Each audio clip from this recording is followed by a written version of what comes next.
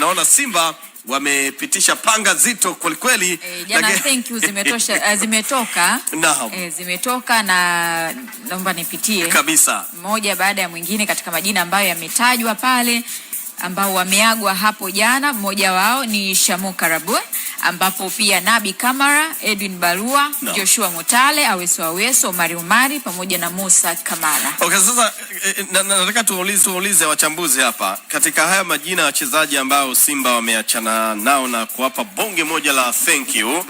Ni mchezaji gani ambaye katika hali tu ya kawaida hakutendewa haki na viongozi wa Simba? Nikianza na Hans Rafael katika listi hiyo ambayo imewekwa hadharani.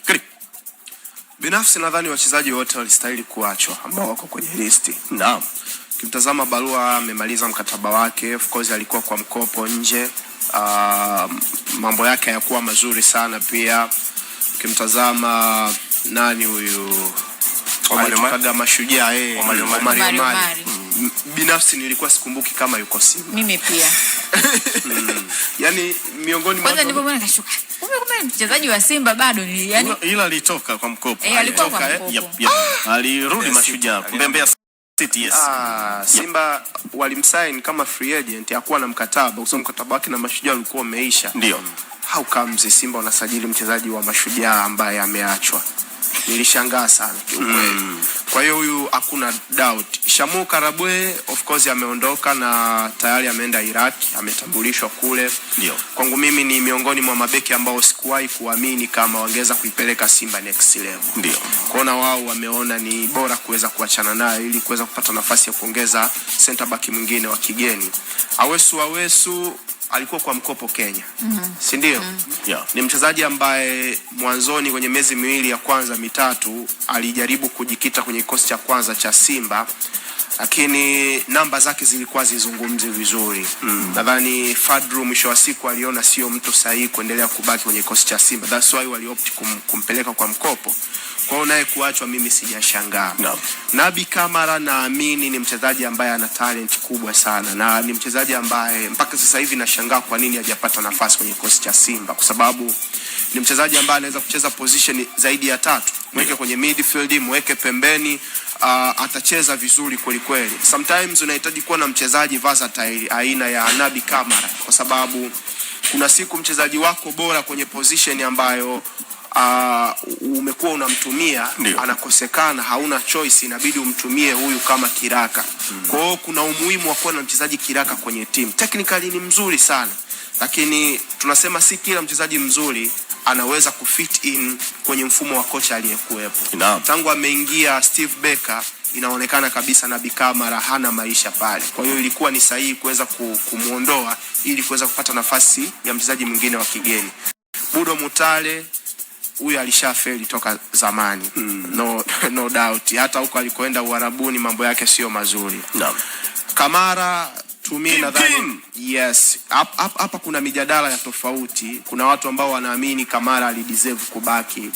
Lakini mimi niamini kwamba Simba wanahitaji kupata kipa bora zaidi ya Kamara. Ule msimu juzi kwangu mimi alikuwa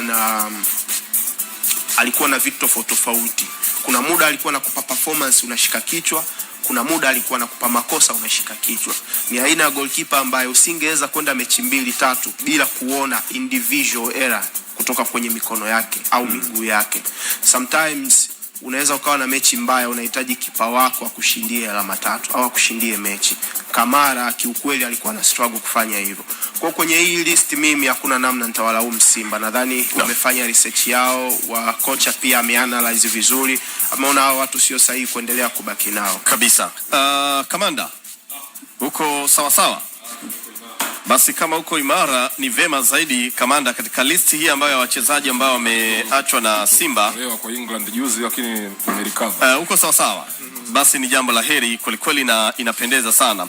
Nataka Kamanda umzungumzie Nabi Kamara. Kwangu mimi naona huyu mchezaji hakutendewa haki na kocha Steve Becker.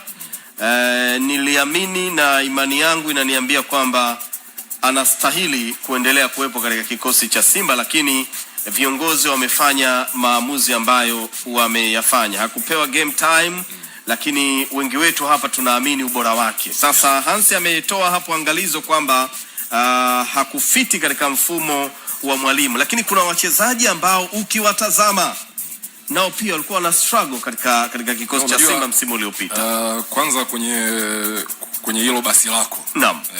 Natumaini kuna siti moja, kwa sababu kuna siti moja imebaki, kwa sababu na mimi napanda kwenye hilo basi. Karibu. Lakini nitakuwa nachelea kidogo kumshushia lawama zote Steve Barker. Ndio. Kuna kitu mimi niliwahi kukisema na nitakirudia leo. Kuna pattern ambayo ukiangalia kwenye usajili wa baadhi ya wachezaji Simba msimu uliopita unaweza kuiona. Pattern ni kitu kinachojirudia rudia. Yeah. Kwa mfano kama ukiwa na design t-shirt kama hiyo, ukiweka pambo moja alafu ukalirudia rudia, hiyo ni pattern. Ni muundo. Sawa. Ukiangalia usajili ambao ulifanywa mwanzoni kabisa, wakati tunaambiwa kwamba aliyesimamia usajili ni Fadlu Davids. Naam. Asilimia kubwa ya wale wachezaji ambao Fadlu aliwasajili hawakuja kupata nafasi Simba. Especially baada ya yeye kuondoka. Jonathan Soa, Mohamed Bajabir, Anthony Mligo, huyo Nabi unaweza kumtaja hapo. Sawa. Ndio. Ni asilimia karibu ya wachezaji wote hao. Sasa it's quite possible kwamba kocha yeye amepewa maelekezo kwamba bwana huyu sisi hatuna mpango naye, kwa hiyo you might as well not use him. Lakini ambacho sitakuamini ni kwamba hana uwezo. Unajua sometimes pia makocha hata kwa mfano ingekuwa hivyo kweli kwamba Steve Barker ndo amesema kwamba hamuhitaji fit kwenye mpango wake. No. Makocha wakati mwingine wanaweza wasikubali kile mchezaji anachokiofa kwa sababu zao.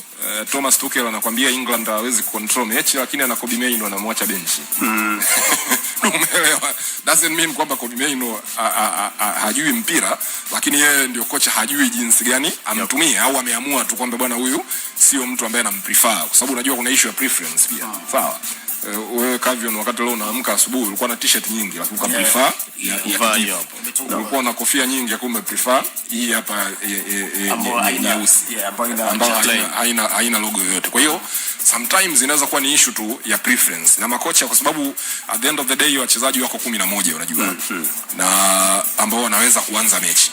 Kwa hiyo kocha anaweza wakati mwingine asiwe na justification nyingine ya kutomchagua mchezaji zaidi tu ya kwamba bwana mimi sijam consider huyu kwa sababu wako wengi. Lakini sasa Nabi hatujaona kabisa akipewa yani hata dakika zile za kwenye mechi nyepesi zile. Kwa hiyo mimi nadhani it goes beyond issue ya kocha. Wale wachezaji ambao Fadlu aliwasajili wengi klabu haikuwatumia, and I think ni maelekezo ya uongozi. Sawa. George Magunga, naomba tujikite kwa Nabi Kamara kwa sababu ni moja kati ya wachezaji ambao ulikuwa unawazungumzia sifa yake, namna anavyo uwezo wa kupiga pass, uwezo wa kumiliki mpira, na Simba hii ya Steve Barker. Mwisho wa siku mchezaji huyu hajapata nafasi, lakini hapo pia utamzungumzia Pimpin Kamara kwa maamuzi ambayo viongozi wameyafanya na golikipa ambaye amesalia. Hii iko sawa. Tuanze kwanza kwa Kamara. Na wote Kamara, Nabi Kamara, Pimpin Kamara. Tuanze na Nabi. Naam. Yani ni mchezaji mzuri. Na nakumbuka kipindi ambacho anasajiliwa nilikuwa na wasiliana na kamanda. Okay. Alivyohusishwa tu na timu, tukanajaribu kumdadavua mchezaji kiundani zaidi. Unajua mimi naungana na GF kwamba mchezaji anaweza akaachwa ni kwa sababu tu, yani kuna sababu tofauti ambazo zimepelekea mchezaji kuachwa kwenye timu. Sio kila mchezaji ambaye anaachwa basi hawezi kuitumikia hiyo timu. Unajua bado nafikiria kwamba kwa system, kwa maana mfumo ambao unatumika Simba, kwa maana mtindo wa uchezaji ambao unatumika Simba, yani ni kwa namna, yani ni kwa nini Nabi amekuwa nje ya kile ambacho kinazungumziwa? Kwa sababu ukiangalia mfumo ambao unatumika, Simba anatumia viungo watatu washambuliaji katikati ya kiwanja, viungo wawili chini, kiungo mmoja juu, au kiungo mmoja mkabaji chini, viungo wawili juu. Lakini kwa mtindo wao mara nyingi Simba ni aina ya timu ambayo ina possess zaidi, na ndio maana wanaweza control mechi nyingi kwa msimu. Kupossess ni ile timu ambayo inamiliki zaidi mpira, kwa sababu mara nyingi wao wanatumia njia ya kumiliki mpira kwa ajili ya kutengeneza mashambulizi yao, kumuumiza mpinzani na kujilinda pia. Kwa hiyo kama unahitaji kutumia mtindo huu, maana yake unahitaji wachezaji ambao wana uwezo mkubwa sana kiufundi. Na ukiniuliza mimi, ndani ya kikosi cha Simba, Nabi ni miongoni mwa wachezaji ambao wana uwezo mkubwa sana kiufundi.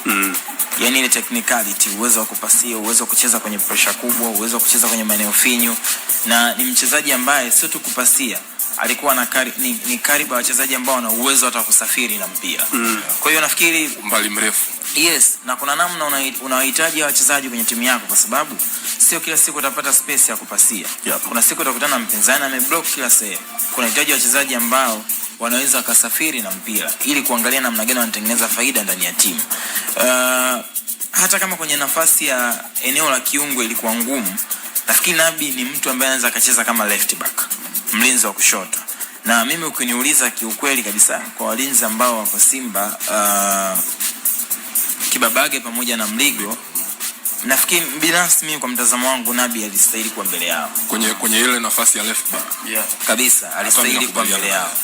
Na hata kwenye eneo la kiungo, bado mimi naamini Nabi alikuwa na uwezo wa kubato na mtu kama Nio Maema au Kante kwenye position ya midfield. Hata Kagoma. Of course kwa Kagoma nakuwa napata mashaka kwa sababu ya uwezo wake katika eneo la kuzuia. Kwa sababu Nabi ni binafsi namuonaga kama ni offensive zaidi. Ni mtu ambaye anafikiria au ana fit kwenye timu ambayo inashambulia zaidi. Kwa kama ukimweka kama namba 6, basi ana mtu ambaye anaweza kumsaidia pembeni. No, lakini kwa kigezo hicho, sehemu ambako of course yeye sio yule mtu ambaye tunasema ni defensive midfielder pase, lakini katika uhalisia unajua pia kwenye nafasi ya kiungo issue ya mtu kuwa defensive midfielder peke yake ni jambo ambalo linatokea zaidi katika mpira wa sasa hivi. Zamani kiungo ni kiungo. It's either wewe viungo walikuwa wanafanya shughuli zote, unasaidia kwenye kukaba, unasaidia kuiprogress team, na yani viungo specialist ni wale ambao walikuwa ni attacking midfielders per se. So it's either you are attacking midfielder ama wewe ni central midfielder. Na kiufundi I'm sure kuna mechi zingine kwa mfano za hapa ndani za ligi kuu zilikuwa zinahitaji Kagoma, zilikuwa zinahitaji maybe mtu ambaye ni deploying midfielder. So ukiona Kante drop chini, alafu labda Kamara na Chama kama advanced hiyo. Exactly. No, hata kuwachezesha kwa mfano mtu kama Kante unahitaji watu tunasema kwamba Kagoma hana ile technical ability wakati mwingine. So kuna mechi unaweza kumhitaji Kante awe DM passe. Kwa sababu kwa uwezo wake ana uwezo wa kuanzisha mashambulizi kutokea chini, and then next to him unampea na mtu ambaye ni technician ambaye ni Nabi. So matumizi yangeweza kuwa nayo hata kwenye deeper positions. Kwa hiyo